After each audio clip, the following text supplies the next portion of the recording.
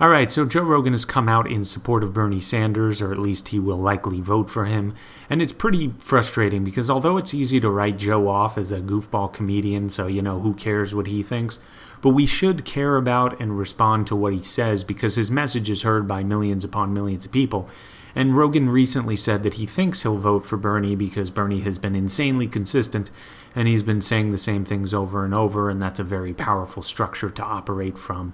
But first of all, there's a lot of truth in that. Bernie Sanders, for the most part, has been very consistent, except for a few things like foreign policy. He voted to fund our efforts in Iraq, and he didn't bat an eye with our involvement in Libya, Yemen, and Syria, right?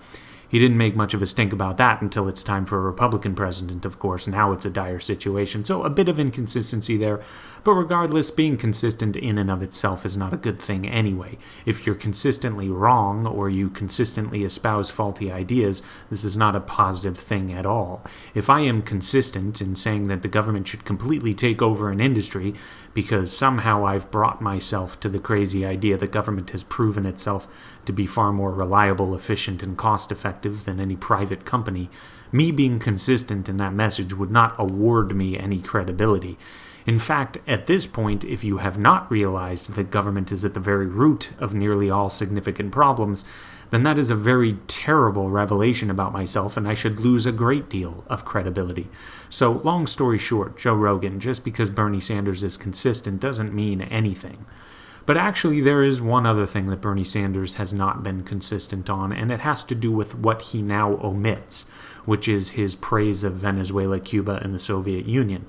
You don't really hear him praise those places anymore and claim that the U.S. should try and be a bit more like those places, because it's so painfully obvious what a disaster those places became. But it is true, Bernie Sanders' core message has been consistent, and it's also worth pointing out that Bernie Sanders' message, insofar as what he feels government should do for everyone, is relatively consistent with Maduro, Chavez, and Castro, etc., etc.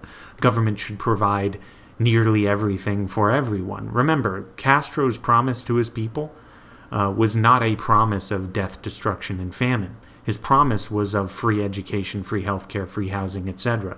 It's just that when government takes everything over, you've just started traveling down the road towards chaos. So, yes, Bernie Sanders, by and large, has had a pretty consistent message, but unfortunately it's a consistently terrible message. But beyond this, Joe Rogan is just frustrating, and it's sad because there was a time that Joe Rogan was all in on Ron Paul, and not just because Ron Paul wanted to end the war on drugs and legalize marijuana. Which, if you know the ABCs of Joe Rogan, you know that's a big issue for him, for good reason, because, of course, marijuana should be legalized. It's criminal that it's even a crime. But I give Joe Rogan more credit than a lot of other people do, because many people often say, he only supported Ron Paul because he wanted marijuana legalized. Not when you actually listen to a lot of the things that he said. Joe Rogan used to actually speak quite well and pretty articulately on the subject of government and how government has become way too big. And Joe Rogan praised Ron Paul for pointing out the government is simply involved in way too much. Rogan lent his support for Ron Paul, stating that we're taxed to a ridiculous degree and government has invaded far too many aspects of our lives and screwed everything up so much that it gets involved in. And Rogan stated that he supports Ron Paul because he was the only guy pointing this obvious fact out. But here we are now with the Joe Rogan of 2020 stating that because Bernie Sanders, a politician, is consistent in his message that government should take nearly everything over, he's going to support him or vote for him. So it's just ridiculous and frustrating and, dare I say, inconsistent on Joe Rogan's part. But as I said, being consistent is pretty overrated anyway, so I don't mind if Joe Rogan changed his mind, but I do have a question for him. And I know he will likely never see this, so I'm probably just speaking into the ether here, but if I could ask Joe Rogan one question, it would be this.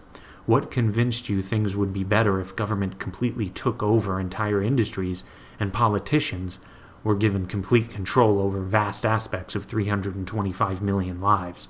What convinced you that that is the road we should take? Because that is clearly the road that Bernie Sanders says we should take. So that would be my question to him. And another way to put it actually is this. What convinced you that Ron Paul was wrong about everything? I feel like that's a great way to frame the question because it really gets to the heart of the matter. I'm keeping in mind the fact that Ron Paul's philosophy is completely antithetical to nearly everything Bernie Sanders stands for. It would be wonderful if we got an answer to that from Joe Rogan, but unfortunately I'm a nobody, so he probably won't hear this.